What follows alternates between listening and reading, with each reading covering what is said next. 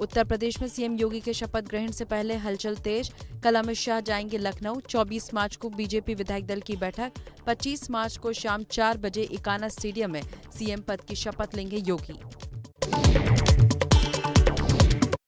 योगी के शपथ ग्रहण समारोह में बीजेपी शासित 12 राज्यों के मुख्यमंत्रियों और 5 उप मुख्यमंत्रियों को न्योता। यूपी के बड़े उद्योगपति समेत सभी बड़े मठों के साधु संतों को भी बुलाया गया है। लखनऊ के 130 चौराहे सजाए जाएंगे।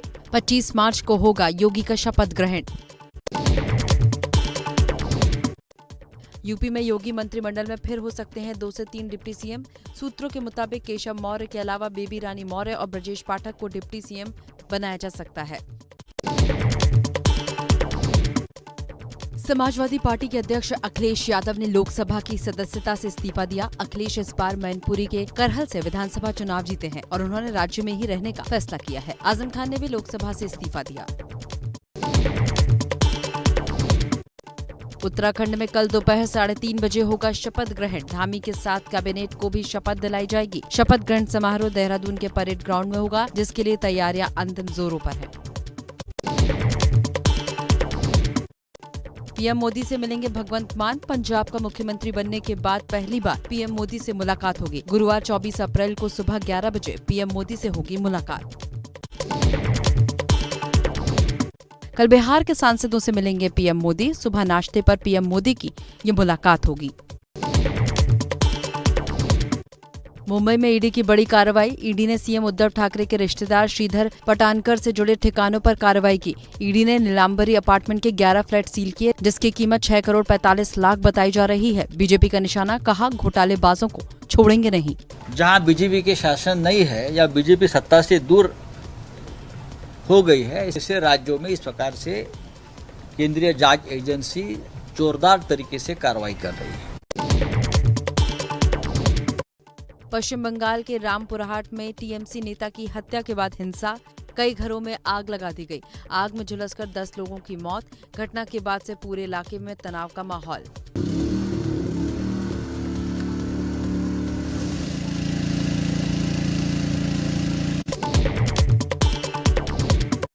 रामपुरहाट में कल एक टीएमसी नेता पर बम से हमला किया गया था, जिसमें उसकी मौत हो गई। इसके बाद से वहां हिंसा शुरू हो गई। बंगाल के बीरभूम में हिंसा को लेकर बंगाल बीजेपी के सांसदों ने गृह मंत्री अमित शाह से की मुलाकात। गृह मंत्रालय ने 72 घंटे में ममता सरकार से बीरभूम हिंसा पर मांगी रिपोर्ट।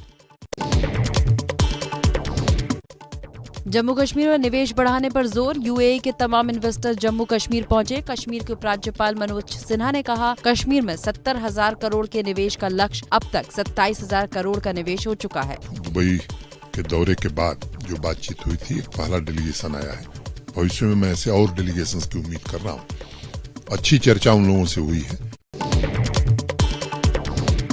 कश्मीरी पंडितों पर सवाल पूछने पर नेशनल कॉन्फ्रेंस के अध्यक्ष फारूक अब्दुल्ला को आया गुस्सा। बोले, आरोप लगते रहते हैं, जांच के लिए आयोग बनाए, सच्चाई सामने आ जाएगी।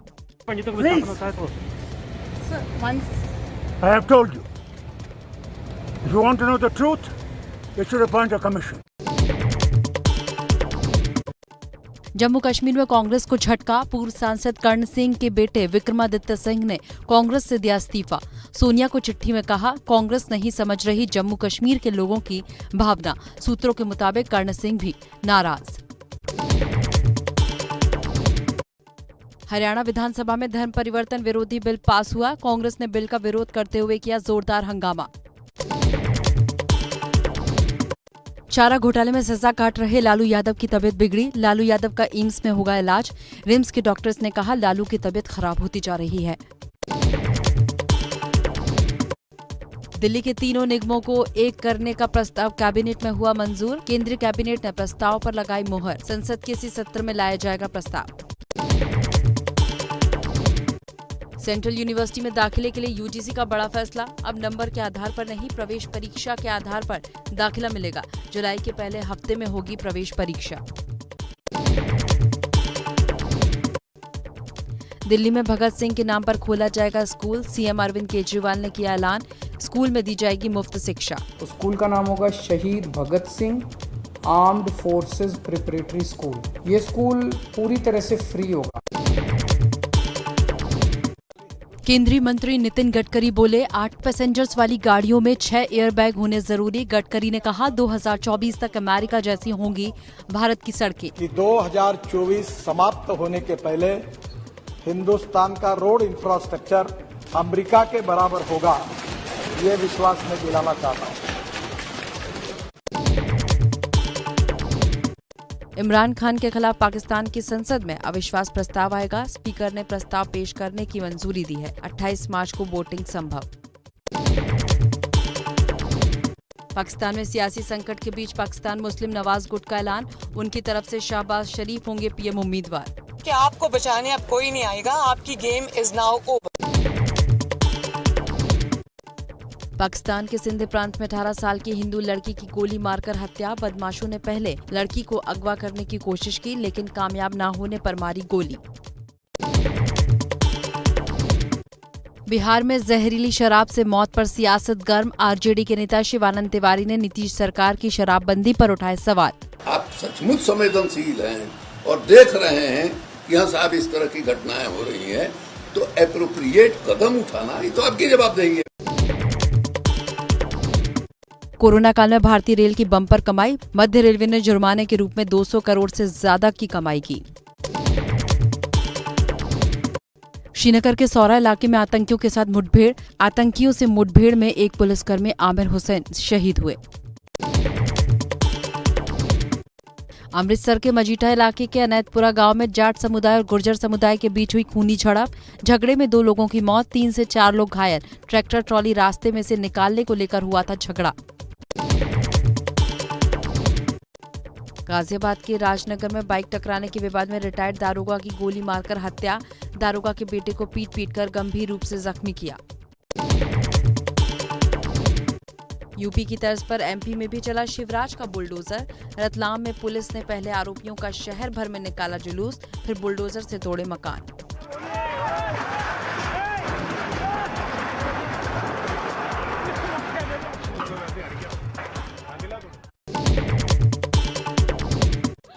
मेरठ में एमएलसी चुनाव में पर्चा रद्द होने से फूट कर रोई प्रत्याशी महिला। पूनम सिंह नाम की महिला ने निर्दलीय प्रत्याशी के तौर पर किया था नामांकन। टिकट भरा है, मेरा एक बार तो बैग चोरी हो गया। मैंने दोबारा टिकट इतनी मेहनत से भरा था, उसके बावजूद भी मेरे साथ में इतना बड़ा अन्याय करा है। बरेली के लूथरा प्लाजा में लगी आग। बिल्डिंग में फंसे लोगों को तार के सहारे नीचे उतार कर बचाया गया। आग पर पाया गया काबू। लाखों का सामान जलकर खाक। देश में एक दिन में कोरोना के 1600 के करीब नए केस। 33 मरीजों की मौत। कल से 100 के करीब ज्यादा केस।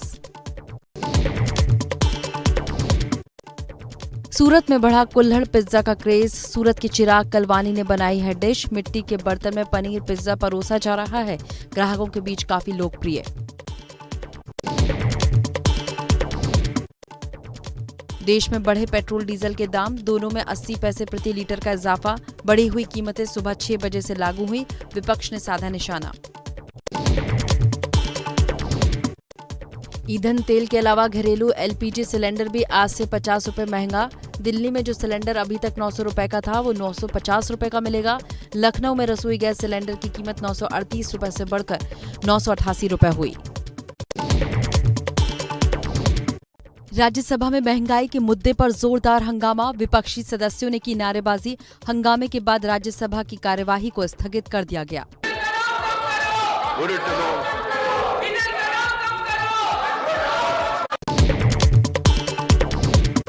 अमेरिकी राष्ट्रपति जो बाइडेन ने रूस हमले को लेकर भारत पर दिया बयान। जो बाइडेन ने कहा, क्वाड देश मजबूत हैं, लेकिन रूस को लेकर भारत की स्थिति असमंजस वाली है। रूस की एक अदालत ने फेसबुक और इंस्टाग्राम पर लगाया प्रतिबंध। इंस्टाग्राम पर यूक्रेन रूस जंग की फर्जी खबर प्रसारित करने का आरोप।